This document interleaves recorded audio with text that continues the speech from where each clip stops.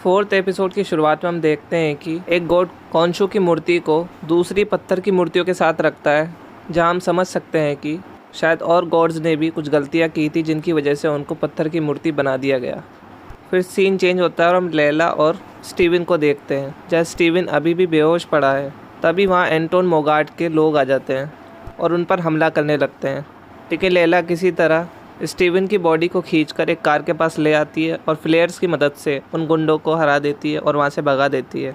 तभी स्टीवन को होश आ जाता है और हम देख सकते हैं कि अभी भी स्टीवन की बॉडी में स्टीवन ही है, मार्क नहीं है।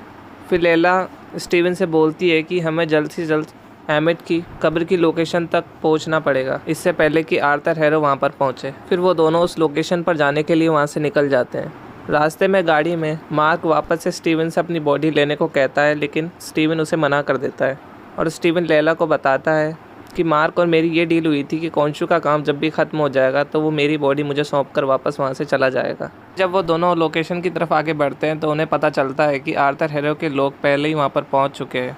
इसलिए वो प्लान करते हैं कि पहले वो चेक करेंगे कि आर्थर के जितने भी फॉलोअर्स हैं उनके पास क्या क्या सामान है, और वो उन लोगों के साथ मिल जाते हैं।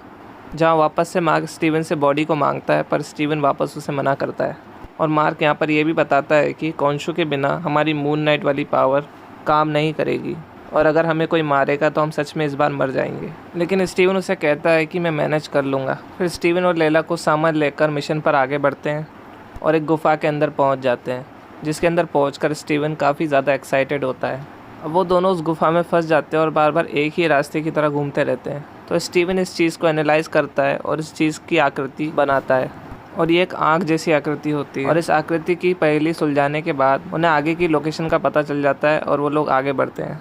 आगे बढ़ने पर वो एक जगह पर पहुंचते हैं, जहां पहुंचकर स्टीवन को काफ़ी अनकंफर्टेबल फील होता है, क्योंकि वहां पर एक मेज़ पर थोड़ा खून लगा हुआ था। और वही चीज़ देखकर लैला से बोलता है कि हमें कोई और रास्ता ढूंढना चाहिए, और फिर स्टीवन एक दूसरा रास्ता ढूंढ भी लेता है। लेकिन तभी उन्हें गोलियों की आवाज़ आती है और वो दोनों छुप जाते हैं। फिर तभी हम देखते हैं कि अजीब सा आदमी एक दूसरे आदमी को लेकर आता है और उस मेज़ पर लेटा देता है जिस पर खून लगा हुआ था, और उसे काटना शुरू कर देता है। ये आदमी जो इसको काट रहा है, इसका नाम हेकअप प्रीस्ट है और यही एमिट का आखिरी अवतार था। तभी हेकअप प्रीस्ट को स्टीवन की आवाज़ आ जाती है और वो उस पर हमला करने लगता है। तभी लाइला ये सब देख लेती है और उस हेकअप प्रीस्ट को अपनी तरफ डिस्ट्रैक्ट करने लगती है। तभी स्टीवन एक टेबल लेता है और उसे उस टेबल से कुचल देता है, और इसी लड़ाई के दौरान वो दोनों अलग हो जाते हैं और अलग अलग जगह भाग जाते हैं। जहाँ हम लाइला को देखते हैं कि वह खाई के किनारे पर है और उसकी एज से धीरे धीरे रास्ता पार कर रही है। लेकिन तभी एक हेकअप प्रीस्ट का हाथ उस पर हमला कर देता है और उन दोनों के बीच में फिर से लड़ाई होने लगती है, जहाँ फिर से लैला उन फ्लेयर्स की मदद से उस हेकअप प्रीस्ट से लड़ाई करती है और उस फ्लेयर को उसकी आँख में मारती है और उसे खाई से नीचे गिरा देती है और बच जाती है। तभी वो नोटिस करती है कि उसके सामने आर्थर हैरो बैठा हुआ होता है। फिर सीन चेंज होता है और हम स्टीवन को देखते हैं। स्टीवन धीरे धीरे आगे बढ़ रहा होता है और अलेक्जेंडर की मम्मी के पास पहुंचता है, जहां अब उसे एमिट की मूर्ति को ढूंढना होता है। लेकिन जब वो उसे खोलता है तो उसमें उसे एमिट की मूर्ति नहीं मिलती। लेकिन क्योंकि स्टीवन को इन सब बातों के बारे में काफ़ी नॉलेज थी, तो उसे पता था कि आखिर एमिट की मूर्ति को कहाँ छुपाया होगा। इसलिए वो अलेक्जेंडर के मुँह में हाथ डालता है और उसमें से एमिट की मूर्ति को निकाल लेता है। वहीं दूसरी तरफ हम देखते हैं कि आर्थर हैरो फिर से लैला को भड़काने लगता है और उसे कहता है कि तुम्हारे डैड को असल में मार्क ने ही मारा है। और लैला उसकी बातों में भी आ जाती है और स्टीवन से पूछने के लिए उसके पास जाती है और उससे पूछने लगती है कि मेरे डैड को तुमने मारा है मार्क। तभी हम देखते हैं कि स्टीवन की बॉडी मार्क में बदल जाती है, लेकिन स्टीवन उसे कहता है कि अभी मेरे पास इन सब बातों के लिए वक्त नहीं है, हमें जल्द से जल्द यहाँ से निकलना होगा। लेकिन लैला उसके पीछे पड़ जाती है क्योंकि वो काफ़ी गुस्से में होती है। इसलिए मार्क उसे बताता है कि उसके डैड को मार्क ने नहीं बल्कि उसके साथ गए साथी ने मारा था, क्योंकि उसके अंदर लालच आ गया था और उस दिन मार्क को भी मर जाना चाहिए था, लेकिन उसे नहीं पता कि उसकी जान आखिर कैसे बच गई।